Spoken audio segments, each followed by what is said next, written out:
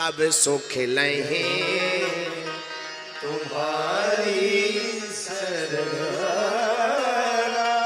तुम मेरा रक्षक को डर। अच्छा, एक दूसरा प्रश्न और, आज तक शरणागति लेने वाले भक्तों का क्या उद्धार हुआ? बोले हुआ। किस किस का? पहले तो लिखो मीरा जी। जहर का प्याला पी करके भी वो जी गई, क्योंकि ठाकुर जी की शरण में थी। अब विचार करो, वो तो पूरा जहर पी गई। अगर हम लोग थोड़ी सी भी सेलपास की गोली खा लें तो राम नाम सत्य हो जाएगा। हाँ जी या ना जी? बोलो हाँ या ना। एक आधी गोली खा लें तो पेट नहीं दिमाग डिस्टर्ब हो जाएगा, लेने के देने पड़ जाएंगे। पर धन्य है मीरा, पूरा जहर का प्याला पी गई। क्यों पी गई? क्योंकि वो शरण में थी। हे प्रभु, आपका चरणामृत है, अब चाहो तो जहर बना दो और चाहो तो अमृत बना दो। ये भगवान का स्वभाव है, उन्होंने जहर को भी अमृत बना दिया। राना ने विष दिया मानो अमृत पिया, राना ने विष दिया मानो अमृत पिया।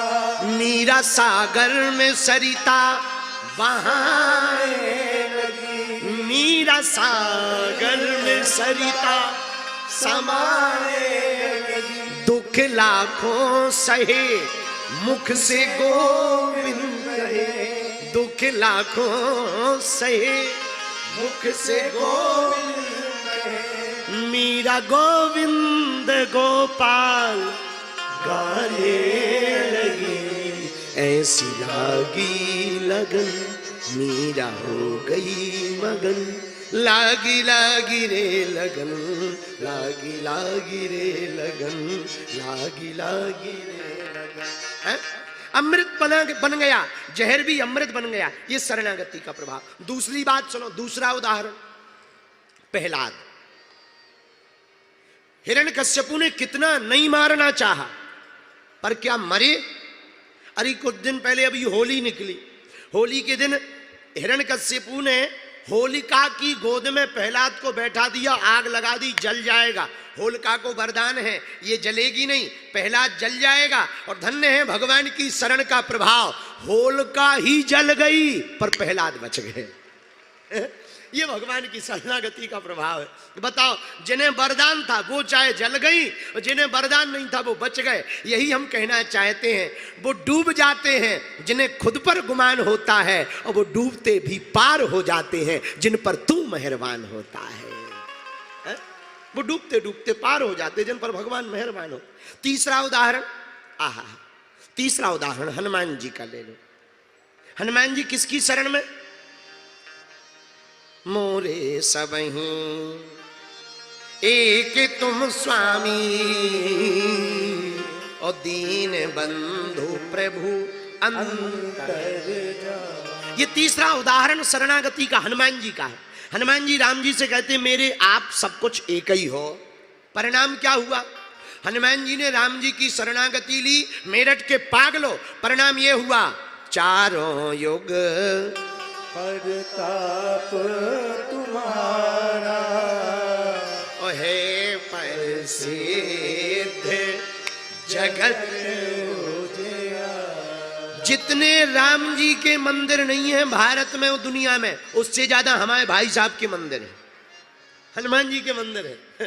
राम जी मिले ना मिले, पर ये चाहे जहां मिल जाएंगे। और इतने सस्ते देवता, पेड़ की नुख निकल आवे ओई में सिंदूर पोत दो, लो बजरंग बली प्रकट हो गए।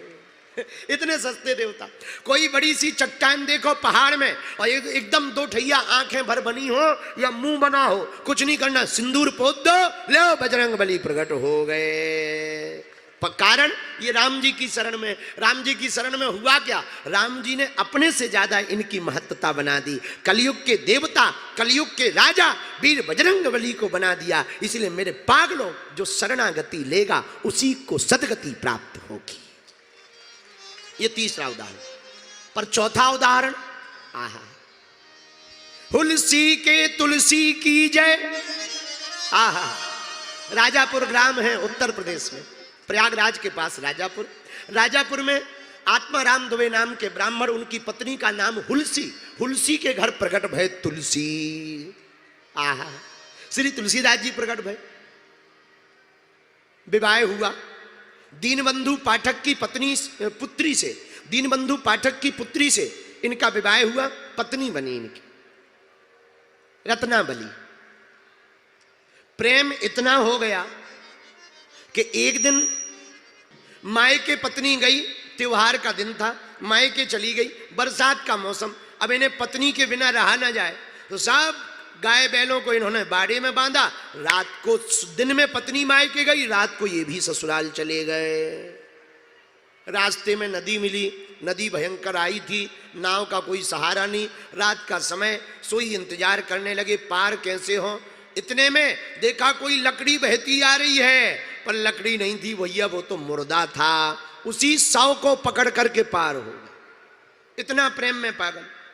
रात के अंधेरे में ससुराल के घर पहुंचे, घर बहुत ऊंचा, पत्नी ने बता रखा था मैं ऊपर वाली अटारी के कमरे में रहती हूं, अब जाए कैसे, तो कोई रस्सी तो है नहीं, पर इन्हें लगा पत्नी समझदार है, उसे पता होगा कि हम रह नहीं पाएंगे, सो लगता है उसने ऊपर से ही जंगला से ही रस्सी टांग दी है, और रस्सी पकड़ करके समझ करके ये चढ़ गए ऊपर और छप्पर फाड़ करके घुस गए।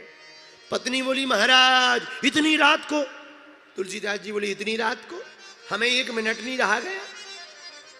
आए कैसे, आए कैसे, एक लकड़ी बह रही थी, हम पार हो गए नदी, पर ये खून किस बात का लगा हमें नहीं है पता।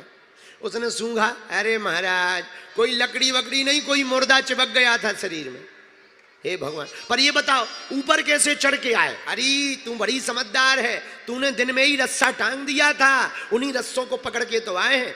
महाराज मैं कहां से रस्सा टांगूंगी, जैसे ही दिया सलाई जलाकर देखा काले काले सांप लटक रहे हैं। सोई पत्नी बोली जय हो महाराज, धन्य है तुम्हारो प्रेम, काले काले सांप तुमको रस्सा दिखाई देता, भैया प्रेम होते ही है सो है।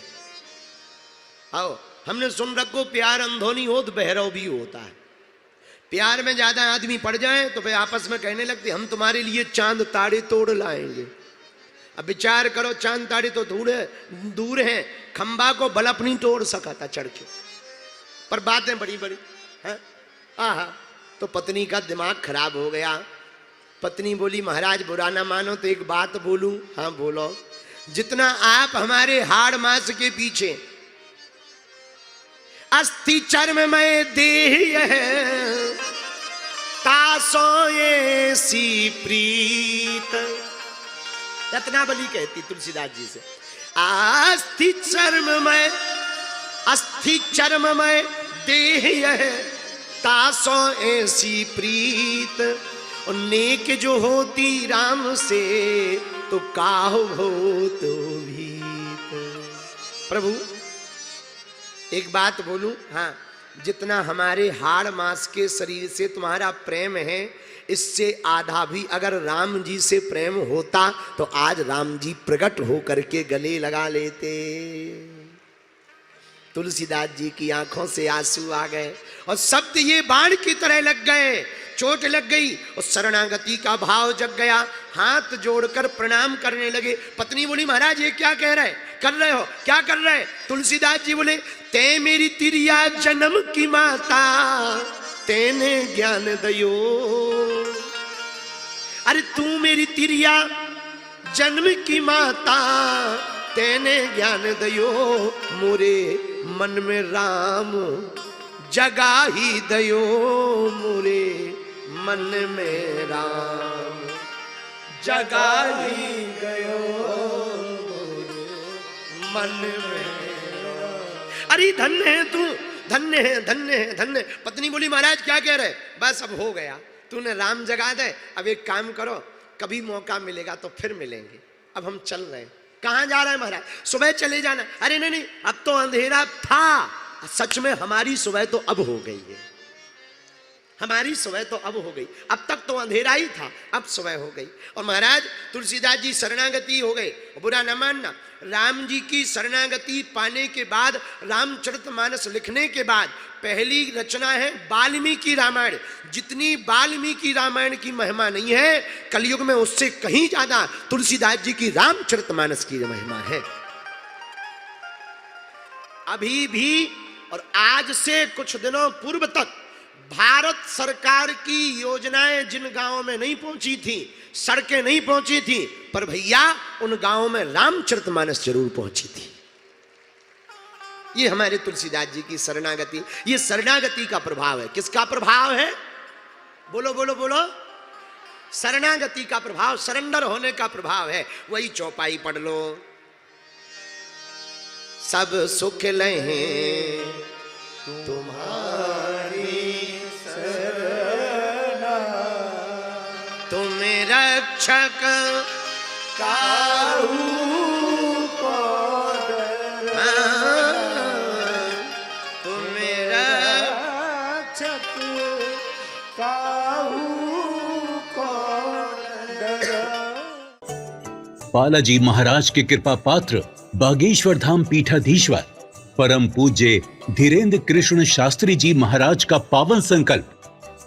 मध्य प्रदेश में छतरपुर के ग्राम गढ़ा में बनेगा विश्व स्तरीय कैंसर अस्पताल एवं रिसर्च सेंटर, जिसकी आधारशिला देश के यशस्वी प्रधानमंत्री नरेंद्र मोदी जी के कर कमलों से रखी जा चुकी है। 200 करोड़ रुपए की लागत वाले 100 बेड के इस अस्पताल में गरीबों का होगा मुफ्त इलाज। ये बहुत बड़ा अवसर है, बहुत बड़ा काम है।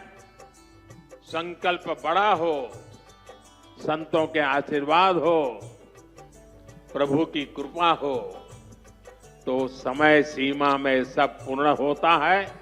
हमारे प्रियजनों, बागेश्वर धाम पूरे भारत के लोगों, अभी तक अस्पतालों में मंदिर थे, अब मंदिर में अस्पताल होगा। कैंसर हॉस्पिटल निर्माण हेतु सहयोग देकर पुण्य के भागी बने। अकाउंट नेम श्री बागेश्वर जन सेवा समिति, bank name HDFC bank, account number 999108108108, IFSC code HDFC 0000088।